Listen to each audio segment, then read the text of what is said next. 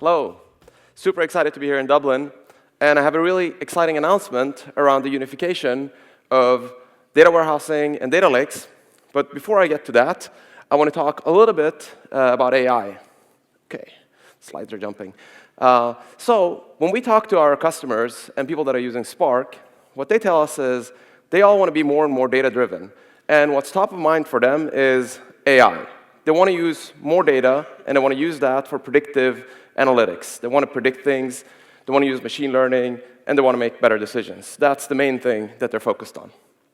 And if you look at this list of customers that we have on this slide, it's actually mind-boggling. You can see that we have customers across many different verticals, and all these different verticals, there are use cases that are machine learning, predictive technologies, where they're using AI. And I want to focus on two of those use cases that I find really exciting. One is in the healthcare space. So Databricks works with a lot of companies that are in the healthcare space. And what they're doing, in this case, is Regeneron.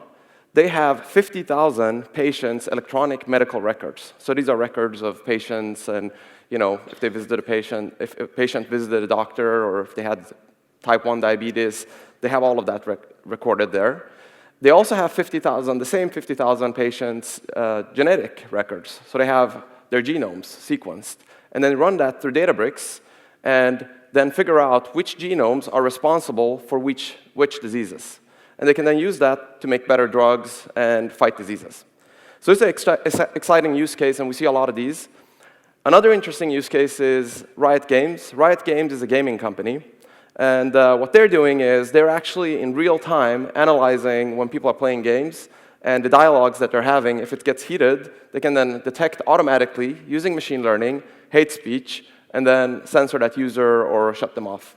So these use cases are really interesting, and they actually are really important for these companies. How are they doing this? So what do they do to succeed getting these use cases off the ground? So it turns out, really the missing link to get these use cases working is big data. And this is what connects my first slide when I said unifying data lakes and data warehouses with AI. Turns out big data is the key secret missing ingredient that these companies got right. In particular, those companies that know how to get petabytes of data that they have, if it's customer data, sensor data, click streams, and they know how to scale it on modern machines and run it through classical algorithms from the 70s, machine learning algorithms that were developed in the 70s and 80s, they will get great results. However, it turns out that this is really challenging, and it's not easy. And I'm going to have a slide here that's the same as you saw from Matt's talk. This is a research paper by Google. And Google looked at all their different AI use cases that they have. And they looked at where are they spending their efforts when they're building these AI applications. And the boxes here indicate the different activities that they had to do to get AI working. And the size of the box indicates the amount of effort that went into it. And as you can see, there is a small little black box there, as Matt pointed to, that says machine learning code. So according to Google, most of their AI projects, they're spending very little time on artificial intelligence or machine learning. Most of their time is actually spent on all this other stuff. So in other words, the hardest part of AI isn't AI. The hardest part of AI for Google is the big data processing, all this other stuff. OK, so I want to take you through a journey of what the data landscape have looked like over the last 30, 40 years, and see why it's so challenging to do this data processing. Why is big data so hard? So it all started in the 70s when companies had all this data in their databases about how their products were doing and different revenue in different regions, but they couldn't actually put it all together. They were flying blind. And people came up with this concept of a data warehouse. And they said, let's do this. Let's take the most important data that you have in your different databases. Let's ETL them all into a central data warehouse. We'll make it really clean. We'll make sure that you can rely on that data. And once you have it all stored in the central location, then you can plug in other apps on top of it, and you can get business intelligence out of this data that you have there. So they built these BI tools and the data warehousing. And this was really awesome. Now these companies could do things they couldn't do before. In particular, the great things about the data warehouse was that the data that was in it was really pristine. It was reliable. It was cleaned up, and it had a particular schema. And you could do really fast queries on it. So these were really performant systems. Because you had such control over the data that you'd put in there, you could actually optimize it and get really great performance out of it. And then finally, it gave you transactional reliability, which meant that you could have lots of different business analysts using these BI tools simultaneously and using concurrently the same data warehouse, and it just worked. no errors, no corruption. So this was a great thing about data warehouses, but this was 30, 40 years ago. And things have evolved quite a bit since then. And over time, people started to see the problems that these data warehouses had. In particular, it was hard to scale them. So this was good for the pristine, small data that you had, but if you wanted to have lots of data and you want to move it all in there, it was hard to scale it. It was not elastic, so you couldn't just say, OK, I want to double the size of my data warehouse. That was a complicated operation. And then it required this ETL to get your data into the data warehouse. That ETL process was very cumbersome, so you did it once a week. So hence, the data that you had in your data warehouse was stale, and you were actually operating on old data. So it wasn't real time.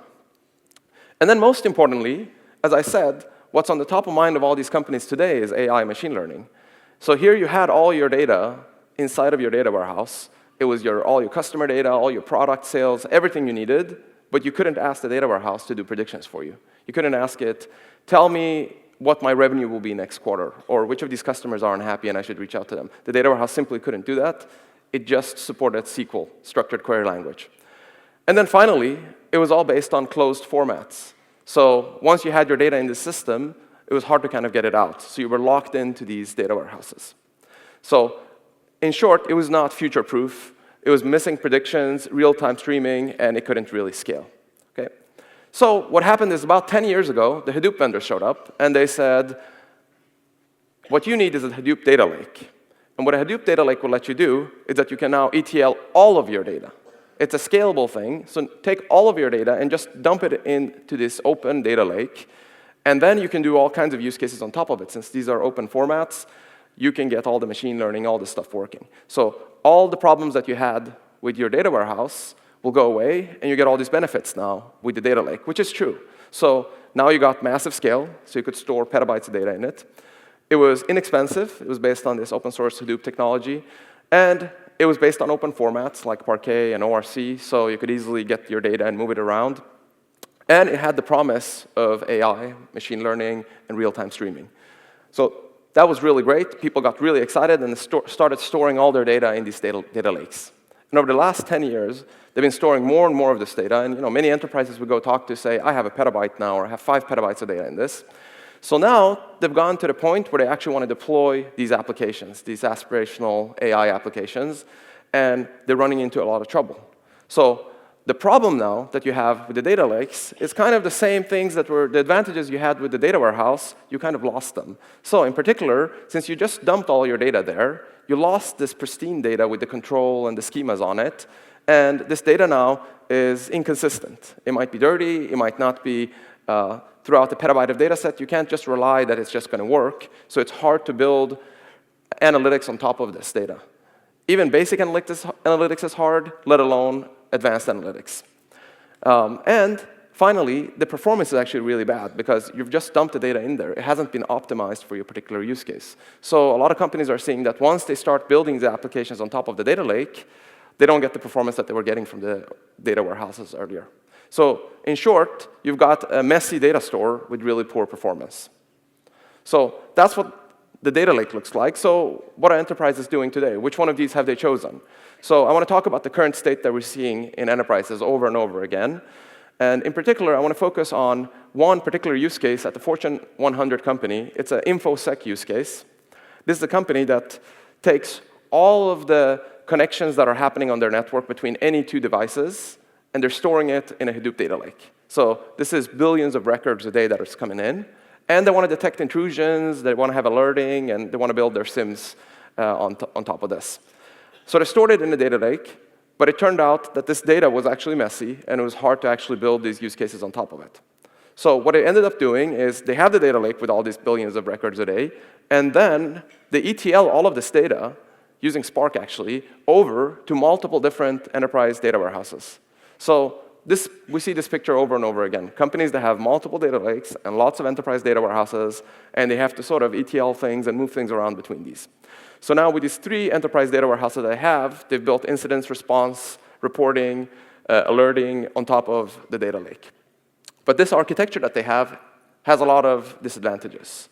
First of all, it has all those flaws that I said the enterprise data warehouses have, which is, since it's costly to scale, they actually only have 2 weeks worth of data in this enterprise data warehouse, which means they can't access all the intrusions or all the attacks that have happened in their system. It's also really expensive to scale this system, and as I said, it's proprietary formats, and it's hard for them to do any machine learning on top of it, so they're just running SQL queries on top of these enterprise data warehouses. So the architecture that they've ended up with actually has poor agility, so they can't really respond to new threats because they can't do machine learning, and it has scale limitations. They have no historical data. It was limited to this 2 weeks of data, and it actually took them 6 months to build this. They had a team of 20 people that actually built this very complicated, large architecture. So today, I'm really, really excited to announce Databricks Delta. It's the first unified data management system that unifies data warehousing with data lakes. In particular, it gives you the scale of the data lake, it gives you the reliability and performance of the data warehouses, and it gives you the low latency that you get out of real-time streaming engines. So Databricks Delta gets the good of the data lakes, which is it gets that massive scale. You store your data just on blob stores like S3. It's based on open formats, so Parquet and ORC. You can just have your data in those formats that you can read elsewhere. But you can also do predictions, machine learning, and real-time streaming with it. But in addition to that, Databricks Delta stores control data and makes sure that your data is reliable, so you get the good of the data warehouses as well. So we try to keep your data really pristine in Databricks Delta. We give you transactional reliability, so that you don't get failures, you just have atomic transactions, and you get really fast queries. There's a lot of optimizations that go into this data when you move it into the system. So we see anywhere between 10 to 100x speed up over just if you took just Apache Spark and ran it on a traditional data lake yourself. So in short, it enables predictions, real-time, and ad hoc analytics at massive scale. So I mentioned it had these properties, massive scale, reliability, performance, and low latency. How are we doing this? I want to mention a little bit about how we achieve these 4 properties. The massive scale comes from the fact that we decouple compute and storage. So it's not coupled appliance like traditional data warehouses. Instead, your data is stored on a blob store like S3, and you don't have to pay a lot for that. These blob stores are quite cheap today. Independently, you can scale your compute as you need. So as more and more people use the system during the day, it automatically scales up and down, so you get this elasticity. So that's how we get massive scale. Reliability, that's through ACID transactions and data validation. We actually validate your data when it comes in so that it actually follows the schema. And if it doesn't, we actually reject it and give you a chance to fix that. And then for performance, we've actually added the traditional data warehousing techniques into Databricks Delta so that we do indexing and caching of your data. That way we can get the 10 to 100x speedups that we're seeing. And then finally, where we spent a lot of our time, is this whole system is based on structured streaming from Spark. So you get the real-time streaming ingest that Spark provides to you. So if we return to the use case that I mentioned, the Fortune 100 company, they've actually been using Databricks Delta now in production. And what they now do is they have now, instead of billions of records, they have trillions of records coming in every day. And it comes straight into Databricks Delta, where it gets ETL'd in, and we do the schema validation right there, so we make sure that the data is correct and pristine, and we store all the indices that we need to speed it up. And then you can use Databricks Runtime and Spark to do SQL, machine learning, and streaming use cases. So what they ended up with by doing this is an AI-capable data warehouse at the scale of a data lake. And in particular, they can do now interactive analysis on 2 years' worth of data. So they can actually go back and analyze all the data that they stored, not just the 2 weeks that they had in the previous architecture. And this whole thing took 2 weeks to build with a team of 5 people. So instead of 6 months and a team of 20, they could do it with fewer people in faster time. OK, so I want to take a step back. So at previous Spark Summits, we've talked about the unified analytics platform that Databricks provides to its customer.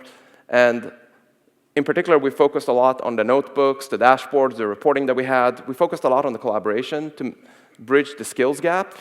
Today, with Databricks Delta announcement, we complete this architecture now to have unified data management plus unified experience across the teams. Now you get reliable transactions and great performance together with those collaborative tools that the unified analytics platform gives you. OK, so enough talking by me. I'm going to invite to stage Michael Armbrust, who's the mastermind behind Databricks Delta and many other things in Spark, such as SQL and the structured streaming engine. And he's actually going to do a live demo of this. So, fingers crossed, and let's welcome Michael to stage.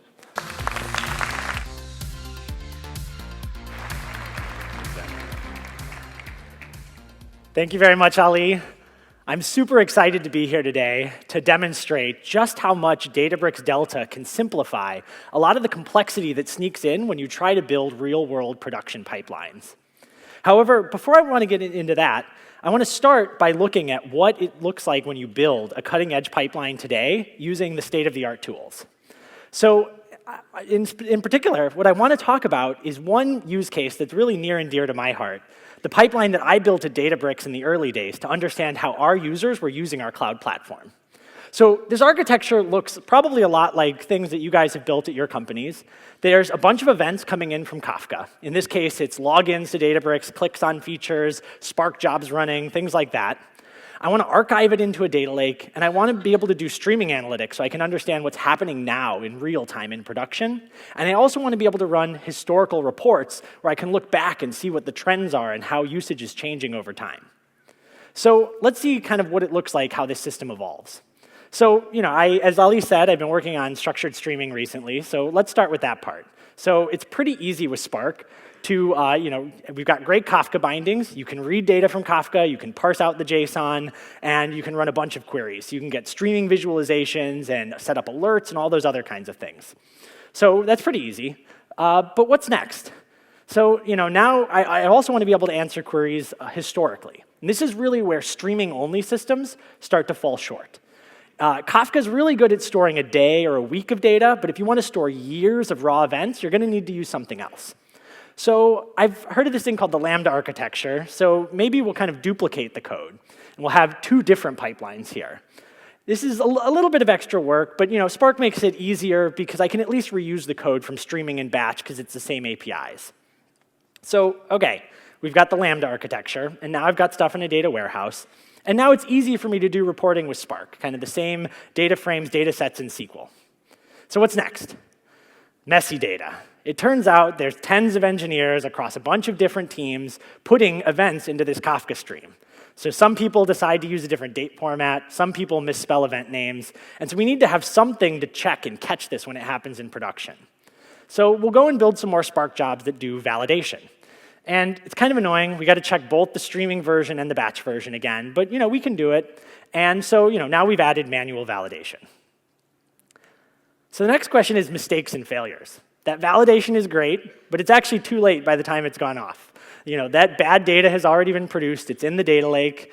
And so we need some way to correct it. And this is actually pretty difficult, especially in a distributed system. It's not only human errors, but it's, the spot price has spiked and my cluster died and half of the results were written out, and now I have to clean it up. So a pretty typical technique here is you actually partition it by some granularity, let's say by date or by hour. And so now I have these nice clean boundaries, and I can build a bunch of infrastructure that allows me to do reprocessing.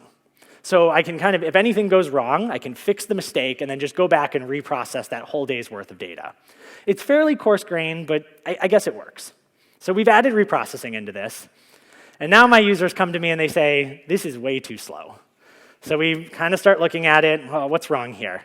So it turns out, the streaming ingest was running really fast, but it was generating millions of tiny files on S3. So let's build some more Spark jobs that will do compaction.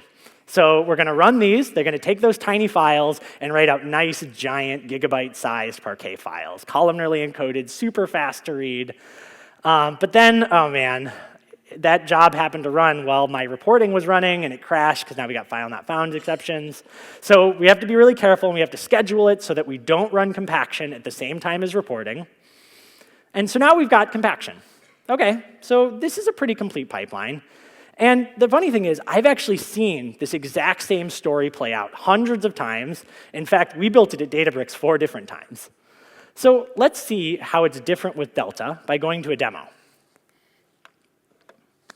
So here I am in Databricks Notebook. I can run commands on my Spark cluster. And I'm going to start by actually creating a Delta table. So we can do that using standard SQL DDL. So we'll do create table events. And we'll say using Delta. And this is going to be more than just a pointer in the Hive metastore. I actually want this to be a contract. So we're going to specify the schema, and we're going to say both what my users of this table can expect to find, as well as what I'm going to mandate that people who are producing data, the rules that they're going to follow. So we'll say there has to be a date, and it's going to be of type date. And we'll actually even say it's not null. So it has to be a valid date. You can't put garbage in here. We'll say there's an event type, and that's a string. And we'll also have a city, which is also a string.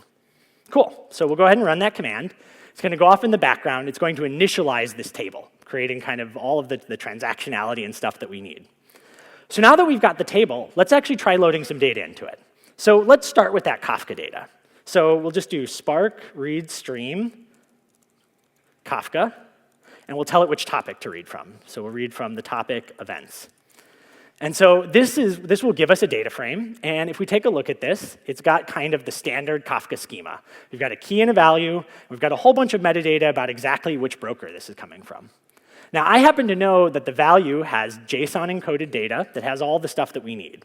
So we'll just go ahead and do select value, and we'll do write stream into table events. So this is going to kick off a Spark job in the background. It's going to run a whole bunch of tasks in parallel, reading from Kafka, parsing that JSON, encoding it as Parquet, and committing it into the warehouse. And what we'll actually see is here it goes. It's actually running tens of thousands of records per second. Pretty cool. So now that this is loaded into Delta, it's very easy for my users to do analytics on top of it. All I have to do is write some more SQL. So we'll do, let's figure out how the number of events has been changing over time to see if usage is growing or shrinking. So we'll do select count star date from events, group by date, and order by date. So this is going to kick off another stream in the background. And you'll notice my users here don't have to know that this data is coming from Kafka, or if it's coming from Kinesis, or how to parse it, or how to read JSON. All they have to do is write SQL. And so we immediately get something that we can turn into a visualization. And we've got this actual streaming visualization that's being updated in real time. So if you look at this axis here, you'll see every couple of seconds it bumps up as more events are read in. So that's pretty cool. But actually, this graph is pretty boring. It doesn't really mean anything to me that we have this many events today unless I can see it in the context of everything that's been happening over the last year. And this is where the fact that Delta integrates with both streaming and batch becomes very useful. So fortunately, we've actually archived all of the historical records on S3. So we've got a bunch of JSON out there. So I'll just do Spark read JSON, and we'll do mount historical. So we'll read from that historical bucket. So this is going to pull up another data frame. And if we take a look at it, we'll see that we have the date and the event type and the city. That's exactly what we need. So I'm going to go ahead and do write to run a batch job, and we'll write it into table events. So this is going to be a much bigger job than that Kafka stream that we're running up above, because it actually needs to process quite a bit of data. If we pull this out, you can see it split it up into 800 different tasks, and it's running hundreds of them in parallel. And so it's chugging through here, doing the conversion, and oh, man, it failed. OK, so at this point, if I was using a traditional system, I'd probably have to worry about the fact that 380 tasks already finished. They probably put garbage out there. I need to start over. But fortunately, this whole system is transactional. So it's either everything's going to happen or nothing's going to happen. So you'll notice nothing has happened up here. So let's see if we can fix this error. It looks like somebody back in September decided to use this silly American format for dates. So let's see if we can fix that. So it's pretty easy with the data frame API. I'm just going to do with column date, and I'm going to use the SQL function called coalesce. And what this does is it just takes the first valid value that comes out. So we'll try taking the date and just casting it as a date. And we'll also try doing toDate, where we take it and do date. And then it looks like it's month, month, day, day, year, year, year, year. And let's try this again. So now it's going to go again and kick off this batch job. It's running a whole bunch of stuff in parallel. So what it's actually doing is it's reading this JSON from S3. It's parsing it using JSON. It's applying my extra date format logic on top of that. And once the entire job completes, it's going to then make a commit to this table so that it transactionally adds all of that data. So it's finished, and now it's actually committing it, and bam. And shortly, we should actually see all of that information appear up here. Pretty cool. So let's actually take a look at this. I think this is one of the coolest parts here. A streaming-only system can handle tens of thousands of records per second, but one of the really nice things about Delta is because it's built on top of Apache Spark's tungsten execution engine, you can actually, when you have a huge backlog of data suddenly show up in the system, we switched into this massive processing mode where you're processing hundreds of millions of records per second. Pretty cool. So that's pretty great. We've got our streaming analytics, but I want to talk a little bit about the performance of ad hoc queries as well. We talked about the small files problem, and it turns out Tahoe is automatically doing compaction under the covers. So I want to talk about something a little bit harder, something that was typically reserved only for data warehouses. So if I were running a query like this, where I say, let's say, select star from events, where city equals, and let's do Dublin. So this query actually doesn't need to read the entire table. It could touch a relatively small amount of it. And so let's run it. I'm going to run it through this debug mode so we can actually see what's going on under the covers in the query planner. But in a normal Spark job, we would still have to scan the entire table to find which data came from the city Dublin. But what Databricks Delta is doing under the covers is it's actually maintaining statistics and an index that allows us to skip and read only the data that's necessary. So in this case, you can see there's 952 files in the data set, but it actually dropped almost all but one of them, which is pretty cool. That can really speed up your ad hoc queries and reporting when you connect to tools like Tableau. So that's pretty cool. So let's kind of review what we've done by going back to the presentation.